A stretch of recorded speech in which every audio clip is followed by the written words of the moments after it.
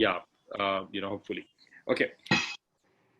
Hey guys, welcome to the mixer. And I think Nitin made a lot of points. As I said, I was really googling. I was trying to understand some of the things which he was talking about. And this K shape actually looks really scary to me. But unfortunately, that exactly is exactly how I am looking at the world from the numbers currently. And I'm sure. Hey, somebody saying that not able to look at the panelists. We'll just check this. Yeah. Please switch to the gallery view for all the audience. Um, so I'll start with Pravesh. You've seen the best days of the nightlife in Bangalore, and not only uh, pandemic has taken away a lot of liberty, to gather in groups and to really party. But then I think governments have been really divided across the country on whether to start alcohol or not, and that adds another layer of uncertainty. Anyway, audience is confused and scared and paranoid and wondering whether to go out or not. And then on top of it, if the authorities also do not instill a lot of confidence, or rather lock it down, that becomes a much bigger dampener. I'm sure that what's going on in the market, specifically in Bangalore, with some of the top places not may not really survive, or may not really retain the health or the shape, even if they survive in some other form. What has been your learning so far, and how do you look at the current situation beyond COVID? How do you see the reshaping? You can answer that from your perspective on the industry, or we will also assume that some of it is coming from your understanding of Byg Brewski. But how do you see what shape the industry is going to retain, or especially the entertainment and nightlife? Thanks, Ashish. Yes, obviously, there has been a fair amount of learning in the last 2 months. There was a sort of vengeance shopping which was seen in the first week of September when the bar licenses were allowed. And obviously, for us, there was no other option of not opening the restaurant. We were not getting any sort of um, leeway from the landlords, and the cost of uh, maintaining the restaurant was quite high. So even if we would have opened the restaurant or would have shut the restaurant, the kind of burns we were going through was pretty much the same. What had been a good sign has been, which is seen, is outside the restaurants, outside the four wall of restaurant, the delivery business has been quite great, and I think it has gone beyond 100% of pre-COVID cases. That has been a good sign. But having said this, the delivery business has always been contributing to up to 15% in the overall business. That does not really make a huge difference to us uh, in terms of uh, managing the burns. So when it comes to with the footfalls within the four walls of the restaurant, I have seen a very slight improvement in my earlier restaurant, which is in Sarjapur, which is about 28,000 square feet. But I've seen a very good sign of incremental footfall in the last 2 weeks, 3 weeks. And the good thing is that week on week, uh, same day, same week, the numbers are growing up by 13% to 14%, which means that we are slightly heading towards a good space where we can start breaking even in the month of November.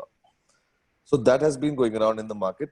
For bars, one key notice point here I want to share is that people are also, when they're heading into bars, quite surprisingly, they are not really responsible enough to maintain the social distancing, which was also a worry. And recently, when we picked up an example of one of the dhabas in Delhi where 65 cases of positive contracted employees were found in the dhaba, the restaurant was sealed down. So my another worry was to manage the crowd which was coming on Fridays and Saturdays and Sundays, and that became an instant focus point for me and my entire team. Um, and I realized that consumers will continue to come, yes, the number is right now 30 to 35% of what we used to do before the COVID. But it's it's equally important for us to be responsible to maintain that hygiene, that sort of COVID standards, and to a certain extent, we have to be also forcing it on the customers, because consumers are sort of not really showing that sort of responsibility. So while there is a good sign that restaurants are seeing green shoots of business coming in inside the restaurant, however, I think it's extremely important for us to maintain high levels of standards. No, that absolutely. I think that is one challenge which I can clearly see that industry is looking all around. Ramya, from you, you people run both hotels and the restaurants, and I'm sure that your experience has been you know your exposure to the heat which COVID brought in is a little different. More or less we will hear from you, but it's very different from regular restaurateurs. And I'm sure you had the double responsibility to not only instill the highest level of confidence in the guest who's coming, who's planning to come to the hotel, and then to its restaurant as well. How are you prioritizing this, and what has been your learning in the successes and the failures, for communicating this first, and then actually practicing this on, implementing it on ground? What are the successes? What are the failures? How has the life been, last 2-3 months? Okay, so I think I'm on mute. No, you're audible. Yeah, okay. So unlike the other restaurants, it was different in the case of Nandhana, right? So we were operational throughout, right? So during the lockdown, we were, in fact, we had a delivery division which was running delivery and takeaway at a little later point in time.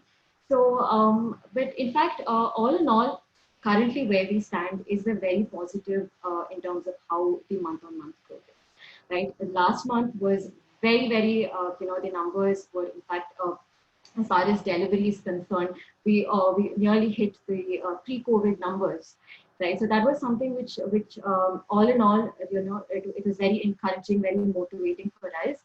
But as far as the restaurant industry is concerned, the fact that week on week we do see customers coming into our restaurant. The fact that, and the main aspect is, we function only with 50% of the capacity. Like typically, the weekend, the Friday, Saturday, Sunday at Nandhana would have huge waiting crowds, right? But the fact that we, function only at a 50% capacity, and further we have to restrict, the waiting crowd as well. So that has obviously got on to a pain point, and that was initially very hard for us to control, to keep up the social distancing norms. But however, it was a learning for us, and I think our customers already have understood when we have the social distancing norms instilled in the restaurant. We have very much accepted it, and week on week it's getting better, and so hence we are very positive of how it's heading. But as far as the hotels, since you also referred to that, so that has to pick up, right? So I think when the tourism probably opens up completely, that's when we would also see, and when travelers also enter Bangalore, that's when we would see a positive growth there. All right. Okay. Thank you. Biraja, you run a third, kind of operation, which is, I assume that much more delivery friendly, apart from the takeaway and dine in. And my assumption, and rather I would also say that, our experience is that a lot of brands, who built a lot of trust in the customers early on, and who already had a loyal, set of customers. And I specifically saw in your introduction that, you guys boast of spending less than 1% of your revenue on marketing, which is quite a stat, and I would love to take a deep dive in that. What has been your experience in this in the COVID times? Did you find yourself on the neutral or the positive side of crisis? So being very frank, the initial days were negative, as it was for the whole ecosystem, but gradually as the numbers are growing up and trust on the brand is going up, so we are seeing a positive hope. So what happened is, as a brand, we are located in different cities, T1, T2, T3, T4. So all the categories of cities, whatever it may be, we are there. We are there with a population of 2 CR plus. We are there with a population of 2 lakh plus also, that type of cities. So during this COVID period, definitely the dining was impacted, but we found a great amount of trust within the consumers who were moving out of Bangalore to their native cities, let's say, may it be Bokaro or Jharkhand, Ranchi or Bhubaneswar, Cuttack. So we got those repeat customers over there as an online consumer. So with that trust, the numbers are increasing definitely. And with that number, the energy in the team is increasing. And with that energy, the responsibility also increases. So it is not only about the numbers. The numbers will fall like a cascade if we don't adhere to our responsibilities on proper time. So yes, definitely it has been a tough time, but it has made us to learn the knowledge of a complete era, probably a decade. What we would have not learned, we have learned during this 3 or 4 months. Biraja, And what is that one thing which you feel that you learned? And I think you're making a great point there. What is one thing which you feel you learned as a chain, one or two things which you believe you could not have learned in, let's say, a decade or 5 years? uh, how to prioritize your SOP? Very simple. How to prioritize your Any demand? anecdote, any example? Any example, let's say as in restaurant, like in our industry, in the QSR segment, technology plays a vital role. In technology, again, there are different type of hierarchies, whether POS, whether loyalty program or whatever. Had we not been on the right technology, we would not have tracked which customer is going where and are they our repeat consumer or not. So previously it was not a priority. So now it is to become a brand, it's not about the numbers, it's not about the top line, it's not about the fancy sort of thing. It's all about how you are adhering to the ethics of the business. How are the bottom lines for your survival, and how are the so quality, all these parameters are always there. There are 100 brands who are giving. Now quality has not been the basic parameter because it is there from last 1 decade. Now it is all about the dynamic change of expectation of a consumer, and how quickly are you responding to it.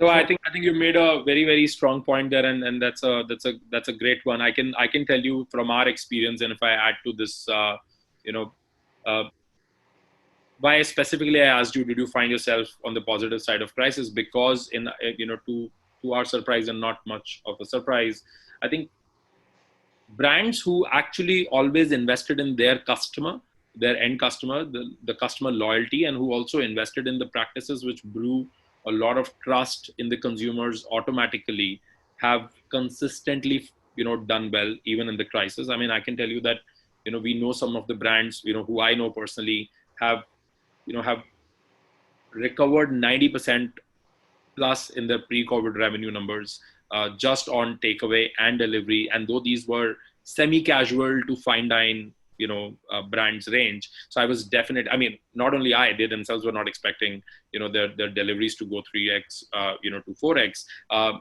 That said, Pravesh, has there been any time where you felt that okay, the loyal customers, as Biraja is talking about, and I think it applies to all of us, no matter what format are we running. What has been your experience with customer loyalty? Has that been one of the one of the hooks which keeps any of the suffering brand alive right now, or do you think no? Anyway, once we are able to open back with the right health, consumers will come in and people will be able to get back to the same business even though they did not have a loyal base or a brand? So Ashish, I think with my experience, especially in the last 1 month, just like Ramya, we were operational throughout the COVID period. But in the last 2 to 3 weeks, I've seen that your customers who have been coming to you will definitely come back. That is given. But what is more important is what are you doing to regain their trust? Because the expectations, as Biraja was saying, has changed now. Food quality has been there from the last 1 decade. If you are a brand which has been focusing and playing strong on the food quality, it's important now to keep building the trust now.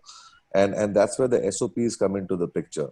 If you broadly look at what is it that we can do or Byg Brewski is doing to bringing customer back, is accentuating what we have been doing very good. And now thinking about 3 C's. One is care. There is a very small attention of care which has been given by us in the pre-COVID era. Now there is more attempt which has been going while the security guard is screening or taking the body temperature. There's a lot of care going in, right? There's a lot of care which has been practiced. We have put in some extra efforts in ensuring that every checkpoint, right from restroom to the receptionist to the security guard, these are touch points where we have to exhibit care. The second is the corrective tools and technologies. It's important for us to realize that the trust will be built, especially when people are not touching too many points, right? So the whole SOP, the sequence of service, what we call in hospitality, has changed. This required a lot of brainstorming and then at the same time an extensive training, because employees are not really used to following the new standards, right? So and at another side, the cost retrenchment strategies could not allow us to make um, um, could not allow us to retain a lot of employees. So the technology inputs in the current sequence of service has been highly instrumental. For example, contactless dining. We cannot afford to have more people on the floor, so we are requesting consumers to our guests to take orders by themselves. And there is now an introduction of food ambassador who is doing a job of 5 people, what 5 people are doing. So he's just going and he's suggesting people to what to order on the app rather than taking their orders. We're not encouraging taking orders right now. This food ambassador, can you elaborate a little more on exactly what do you mean by that? Are we talking about somebody on the floor who is now dedicatedly taking orders and rest of the people are only delivering the orders to the table? Or... Yeah, earlier, Ashish, the organization structure used to be a manager, floor manager, then the supervisor, then there is a server who's the order taker, and there is a runner. I've just changed the whole organization structure and I just called it 2 positions. One is the food ambassador and second is a runner, right? There's no order taker, there's no manager, there's no supervisor, there's nothing required. All you need to do right now is to let people know that this is what is our USP. And if they're a vegetarian, non-vegetarian, this is what they should try to order. Something which is not available, that should be communicated to the customer. And food ambassador's job is that, as simple as it could be. Now, if he's not literally punching orders on the POS tab, then what is he supposed to do? He can take all his time to build relationship with guests, take care of them, and just simply ask them to use the QR code to place an order. So his job is now handling 40 tables by just moving around and suggesting food orders instead of now managing small things, right? So now a customer is placing an order, the order goes to the KDS in the kitchen. There is one food pickup guy who comes and delivers it on the table. So on the floor, the second person who is now the second designation, what we have called is a runner. His job is just to clear the table, put it on the side station, clear the side station, and just essentially do the most important task of maintaining the table. As simple as that. Right? The food will come on. That's a very, very solid point. I can tell you that over the years, whenever we travel outside the country, and especially in the West or maybe a little more costlier geographies, even in the East, for example, you go to Singapore, and I've always been amazed and surprised by one or two captains or in your food ambassador is a very, very cool a designation or a word. I think I've always been surprised that how efficiently some of the top dining restaurants have been doing in geographies like Singapore. And especially when we go from India, where the labor is cheap and we have a lot of people, we wonder that why can't we run it like that? And then I think we have always resigned on the fact that probably we don't have the need enough. And I think COVID has created need. One thing I can definitely tell you is that we can clearly see massive penetration of technology, just because of the fact that now the pressure on delivering more value by a human in that moment for the customer has really, really gone up. So Pravesh, you have made a significant point. From a 4-level hierarchy, you've gone to 2, and which is now very, very clear in the delivery of what a customer wants. And one point I will highlight is that you're saying that someone who's taking the order ideally should also be adding value to that by sensitizing the customer or educating the customer about what should be ordered, what should not be ordered, and what they like, Absolutely. etc. If customer has to just place the order, they ideally should be able to use the technology and do it themselves. Absolutely. So that was the second C, Ashish. The third C was basically the creative thinking. It's also very important at this point of time that once you are caring your consumers, your customers, second, you have implemented some creative tools and technologies. It's also about creatively thinking what else new, right? Consumers are coming out. At the end of the day, we are an entertainment industry. We are not a food and beverage industry. I think in NRI somewhere I read that after Bollywood, this is the second largest entertainment industry.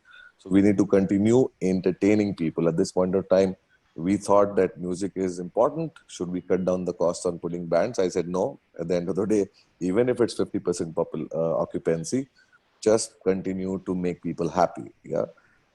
And obviously, we renegotiate to musicians, to bands, and so on and so forth. But creatively, we have to constantly think what next new. So we're now launching a new food menu, which is a festival of chow mein, which is back to the nostalgia. And then we are doing a gin revival season 2. This is the perfect, like generally people would say this is not the time to do something. Let's wait for the market to recover. I told the team that this is the time to discover something new. Don't wait for the recovery. This will never recover. We will never be going to hit 100% of the business for the next 1 or 1.5 years. Doesn't look like this.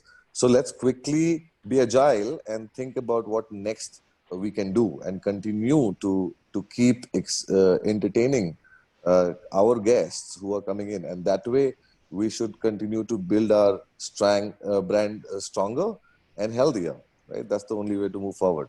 That is extremely insightful, and that's awesome. I think I completely agree with you that one cannot really wait for the market to fully recover. In fact, some of our actions will help you recover at an individual level, and that is something which I was advising a fellow restaurateur a couple of days back. I said, I'm not too sure if you will recover first or market will recover first.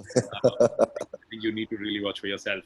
Ramya, on that, one thing which has always intrigued me is, especially the businesses who are hotel first and the restaurant second, and I'm just taking the liberty there. Do correct me if I'm wrong. Have hotels invariably end up placing less focus on the restaurant and probably its service and the food, because a large part of revenue comes from the room service, and somehow you get that captive audience in your restaurant from the hotel occupancy. I'm sure some of that has changed, because in the COVID times I also saw a shift where a lot of hotels actually started discovering an asset inside their building, which was the restaurant, and they realized that okay, probably this is something which was not given enough value. Just to clarify, I know that Nandhana has been, focusing on the food and the restaurant side as well, and you get a lot of people who are not staying inside the hotel. But what's your new mix of revenue or new mix of focus is in this recovery time? How do you look at life, from here to 1.5 years? Okay, so for us, ideally, the restaurant business is the core. Right, so that contributes to a majority, to a huge, almost 90% of the revenue. Right, so hotel division is still considerably small for us, and in a normal scenario, we would just have the hotel just as probably the younger sister of the main the main business is how we were looking at it.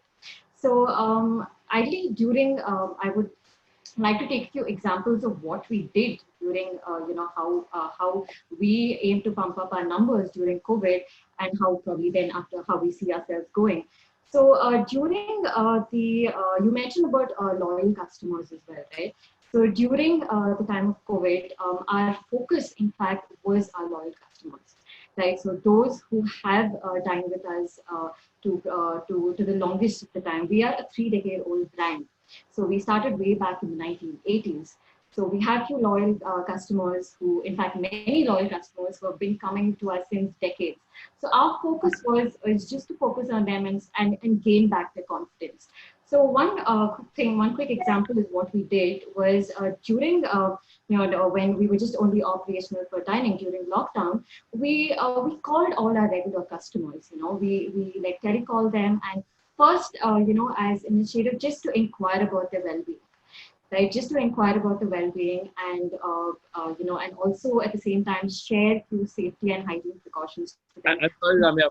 I'm just curious. When you say that you actually called your loyal customers, I'm just curious. Can you share like what kind of volume we are talking about? Like this must be really numbers, or was it like some sort of club you maintain? We were looking at hitting 3 lakh, but we somewhere hit only 60% of that. Wow. So but by then the lockdown was the unlock took place. So, but the interesting part is when we called our customers, right? In a normal scenario, when any organization calls, probably they won't even listen to 50% of the call because of their busy schedules. But at this point of time, the response was very, very positive. So, in fact, how we approached is first we inquired about their well-being, right? And in addition to that, we shared few safety and hygiene precautions, what we think was important for them to implement back home. I mean, first, the mandatory is, of course, wear a mask, wash your hands regularly, maintain social distancing. In addition to that, when you procure fruits and vegetables, ensure you wash them thoroughly. If you're preparing meat, do ensure that you, cook it in 165-degree Fahrenheit and more just to kill all sorts of bacteria. And so this also meant that these were the same systems implemented back at Nandhana as well. So in addition to this, we also told them that, if you would like to order and consider Nandhana as a second home, you would definitely find an outlet closest to your house. The fact that we have 15 branches located, all around Bangalore. And the response was very, very positive. I think 90% of them responded very positively. And did that convert to orders as well? Did you see that? Definitely, right. Now that we're actually tracking it, if not probably direct delivery orders, but definitely many of them have come back for dining. No, awesome. I think that's a fantastic lesson in communication. This is when you are talking about the SOPs and the hygiene. And when you are telling the customer or sensitizing the customer about what they should take care of in their life, it automatically instills a confidence in them that you're already doing it. You as a brand is taking care of it at your side, and I'm sure some of it will 100% convert to the business. Biraja, I have a question for you, and after that we will quickly take up some audience questions. We're getting a lot of questions here. Biraja, I have seen this a very interesting phenomena in the country where on one side so many restaurants are shutting down, they're suffering, people are not able to meet out their costs and whatever, how the wheel got stopped suddenly without notice in March, most of the people are not able to clear their backlogs. But the interesting thing is that world is glass half full, half empty, right? So there is this other side of glass half full where I saw a lot of people in the country who were not restaurateurs, who were not in the restaurant business, who were in some other traditional business, some other traditional sector, and their business completely got locked down because of the actual, the country lockdown. And then they saw that, wow, the restaurant business is still running. We are still ordering deliveries, and I heard so many people saying, what, restaurant business is brilliant. They always run. And this time even salons were shut down, but restaurants did not shut down. Although they were not really probably looking at the realities of the margins and how restaurants were bleeding. My question is, have you received tons of franchise inquiries, or is it a time when you believe that franchising has gone through the roof, at least in terms of the potential? Did you experience some of that, some of those tailwinds already, or are you looking forward to take on franchising as a route rather than a company-owned restaurant, given that all of us became present to the liabilities? So it's a two-part question. The COVID, during this period, we are all clear that F&B business is no more a fancy business. We need serious players here. The ecosystem has to be stringent enough. So because of fancy players, the serious players are also impacted because of offers and all these things. So definitely our expansion plan has not taken any pause, and we have received good number of queries, and we are as well coming up in 5 more cities in next 1 quarter. Probably this month we are opening up in Pune, we are opening up in Coimbatore, Bangalore, one more outlet. So things are going on in the right direction for us. But yeah, it has become, you have to be more ethical to the business, and you have to give the customer back what they're expecting. So as an industry, as the portfolio of our business, it was more a dine-in sort of business. It was not much of delivery. So our Okay. 80% revenue used to come from dine-in. But during this COVID, when dine-in was locked completely, the same consumers have started ordering the product. So for us, our focus was never on dine-in, because as a grilled burger, as an authentic grilled burger, which is juicy, which is saucy, the moment you take it on delivery, then you lose It's not 20% of the product. the same burger anymore. Yeah. So now we are forced to re-engineer ourselves. We are forced to re-engineer our product, our aspects of thinking, and come up with a new menu where we can elevate our top line by adding this online sales. So typically, overall, at T2, T3 cities for us, our revenues have grown up. Got it. By 120% as what it used to be previously. For T1 cities, yeah, it is still, because population is not there and a lot of people have moved to their native. So we are pretty confident that within a quarter of time we will be back to normal. Will you take the route of franchise only, or will you take the route of having more company-owned stores, given that we've already seen the load a company-owned store can bring to a single person? So as of now, we are not a funded company. So franchises have funded us. So whatever the outlets we do have are franchise outlets, but they are operated by us. So we don't give the operation to a franchise. Oh wow, okay. You are a FOCO model. You are a franchise. We are a typical FOCO model where we take complete pain of making the franchise each and every concerns to be clarified. Yeah, that's one of the toughest model that exists. But yeah, we don't have any other choice, because fund is required, expansion is required, and survival is required. I think Biraja, I will tell you that is one of the toughest, but that is actually my favorite model, because I believe that model genuinely pressurizes the franchisor for all the right things, which is partnering with the franchisee for the right reason. And, I think both are playing their best suit, there. Brilliant one on that. We'll take few questions from the audience. We have 5 more minutes to go. So one question is from Dipanshi, wherein she's asking, in this current scenario, is it a good time to start a restaurant bar? Given that properties going out of business would be available at much easier. So I think Pravesh, would you like to take a dig at that? Given that so many properties are going to be available, so much infrastructure is going to be available at cheap, and will be much easier, relatively easier to get the license, etc.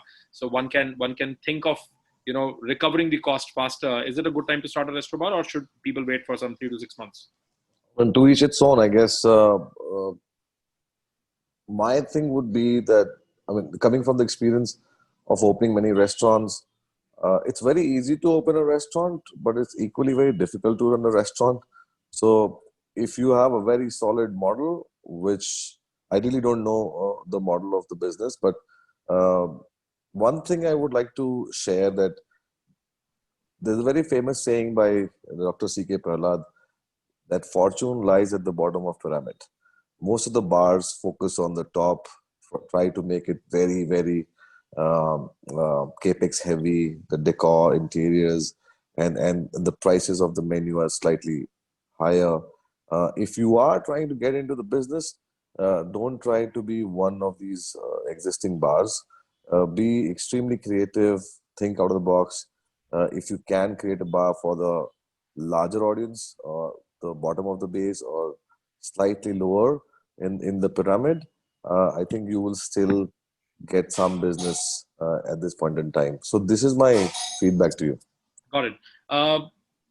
Our friend Shakir from Empire. Hey Shakir, he's asking Ramya, how are you handling these staff shortage issues in these times? And if anybody else wants to also take up post Ramya, this is, I'm sure, a question pestering everyone. Right, so that is actually been a very big challenge for us.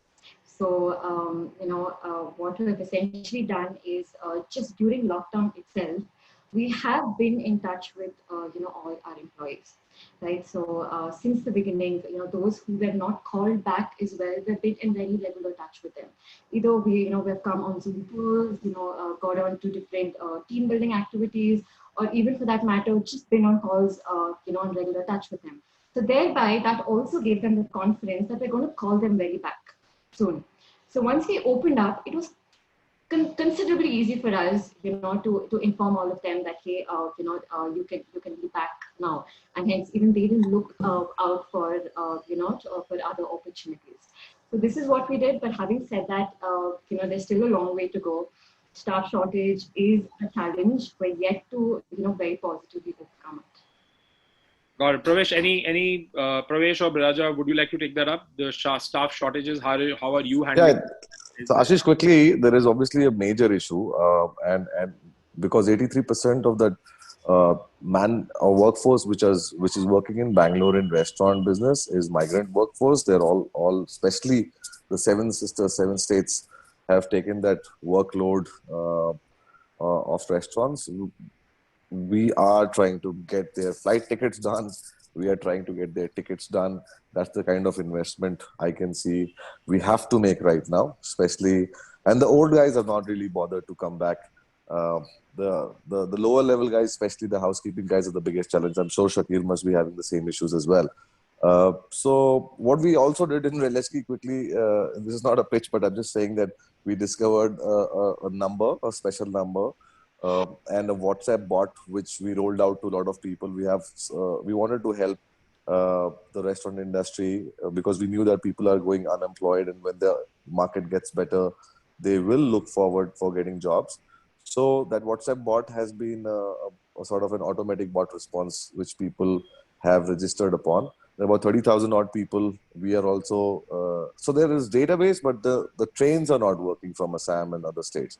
That has been a challenge. But I would probably speak to Shakir on this separately. I think for all of you, Pravesh has started this a new venture called Relesky. That is actually going to, it promises to solve all your woes around sourcing and training staff in hospitality, and I think who better than Pravesh could have done that. So Biraja, we can have your thoughts in case you want to contribute to the shortage of people, given that you're operating 32 stores. I'm sure this was a problem in a very different way for you, and we'll end with that question. We are getting a lot of them, but I think we will figure out a way to pass on those questions to all of you to answer later.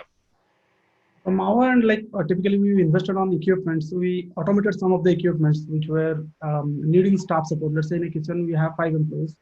So we automated the fryer, we automated the griller, where that task can be done by 2 or 3 employees, given a particular amount of time. Are you saying you did that during the COVID times? We did that with the support of technical company.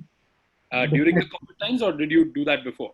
So it was under progress, but during the COVID time, we got enough time to focus on that, and that thing was right perfect. So with the support of that, definitely, and throughout the period, we have retained all the employees. That skilled people was not really a challenge, and now you have enough people to actually operate things just by SOPs. Yeah. Right. So from day one, the product that we deal with are not the raw materials, ground raw materials. They are a processed raw material. So SOPs plays a major role. So for us, yeah, definitely we have not faced a lot of staff issues, and we have retained end-to-end employees throughout the period. Awesome. I think that is awesome. These are these kind of things are super to hear in these times. All the positive ones are welcome. We are out of time, guys. But this was really, really insightful. Some